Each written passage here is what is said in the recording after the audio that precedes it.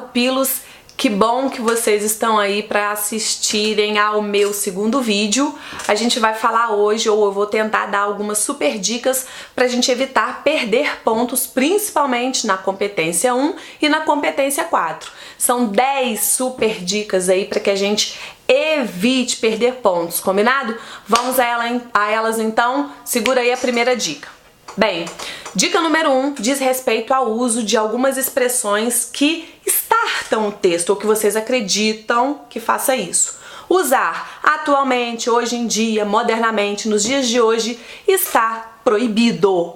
Por quê? Porque isso, na verdade, gente, serve só como uma muleta para começar o seu texto e não contribui, não garante autoria, não garante criatividade. Já que, ao usar esse tipo de advérbio, eu deveria garantir a ideia de comparação entre passado e presente. E, normalmente, quando eu inicio o texto, eu não estou fazendo isso. E esqueça essa expressão, é simplesmente cortá-la e começar com a expressão seguinte. Você vai perceber que não haverá perda nenhuma. Combinado? Dica 2. Expressões, frases, termos que são clichês e que normalmente aparecem também no início da sua redação. Exemplo, nos primórdios da humanidade. Que primórdios da humanidade, gente? De onde você tirou isso? Para de copiar essas expressões e acreditar que isso vai trazer ou deixar o seu texto mais rebuscado. Ele não faz isso. Muito pelo contrário, ele só faz com que o seu texto tenha um caráter enfraquecido ou sem autoria, certo? Muito menos aquele tópico frasal decorado. Do tipo, a questão do lixo no Brasil é um problema. Discutir o preconceito contra os homossexuais é relevante. É óbvio, gente, que uma redação do Enem vai trazer uma temática que revela o que é um problema, que suscita embate, que, portanto, é possível, plausível de discussão ou vai causar um tipo qualquer de discussão. Elimina essa frase, porque além dela ser clichê, ela é óbvia. Ok? Não garante autoria nem criatividade para o seu texto. Show? Vamos sair lá da introdução e conversar um pouquinho de alguns elementos que semanalmente eu corrijo e aparecem de maneira a cansar a correção. O corretor não quer encontrar esse tipo de erro, portanto, elimine-os. Número 3, eu vou falar um pouquinho sobre o uso da palavra na medida, ou da expressão aí, da locução, na medida em que. Posso usar? Pode, deve. E a medida que? Posso usar? Pode, deve. Desde que você não misture. Ou é na medida em que, ou a medida. Repara que a medida que traduz uma ideia de proporção e na medida em que traduz uma ideia de causa. Você pode usar uma ou outra desde que o sentido pretendido seja um desses dois. Combinado? Nada de fazer, por exemplo, na medida que. Show? Bora para outra expressão problemática? Dica de número 4. Palavra acerca. Você escreve junto ou separado?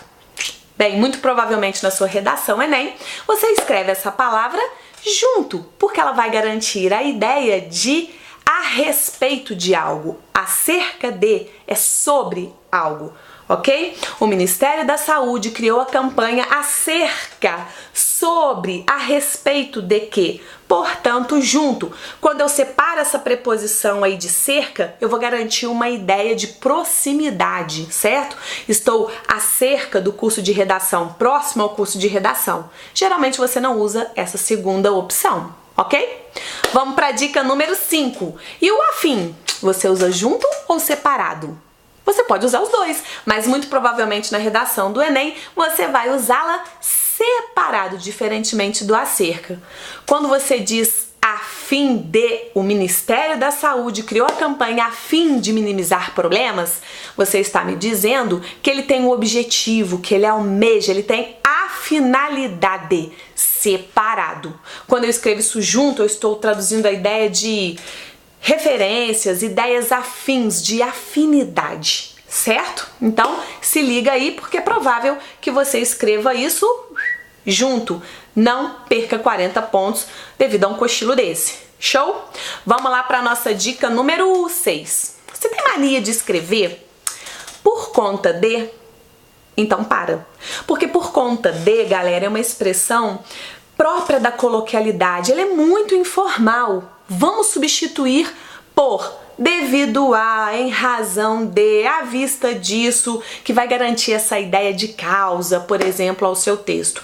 Por conta de é muito informal e a gente tem que garantir um pouquinho de não rebuscamento, mas uma linguagem, um vocabulário mais apropriado na nossa redação nota 1000, certo? Vamos lá para 7? E o verbo visar te incomoda?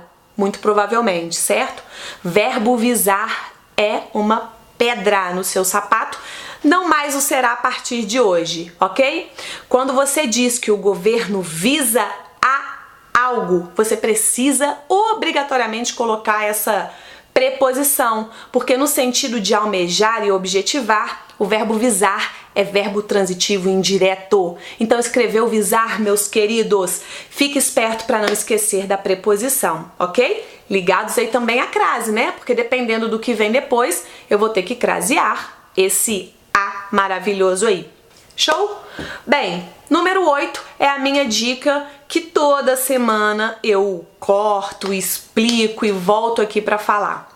A expressão o mesmo e ou a mesma e os plurais não podem criar ou não podem realizar substituições. A gente não deve colocar os mesmos. Os jovens fazem parte, os mesmos não pode substituir jovem porque ele não atua como um pronome pessoal. Tira isso da sua vida, coloque no lugar eles, deles, delas, esse, use um demonstrativo qualquer, mas não use para substituir ou como um pronome de pessoa, certo? Bem, por fim, de onde vocês tiram a palavra discursão? Na nossa 9ª dica aparece essa coisa maluca. Discussão eu brinco em sala de aula que deve ser um discurso grandão, né? De maneira irônica, óbvio, você erra a ortografia e não tem como um corretor do Enem não descontar ponto numa palavra boba dessa, ok? Não é discursão, criatura, é discussão, combinado? Nossa 10ª dica tem a ver com o título. E aí, tem feito o seu título? Não? Problema, né? Bem, isso vai ser um assunto para o nosso próximo vídeo, porque eu vou dar dicas super infalíveis para você criar um título maravilhoso, porque essa coisa de chutar título não está com nada. Um beijo, te espero no próximo vídeo. Espero ter ajudado. Tchau, tchau!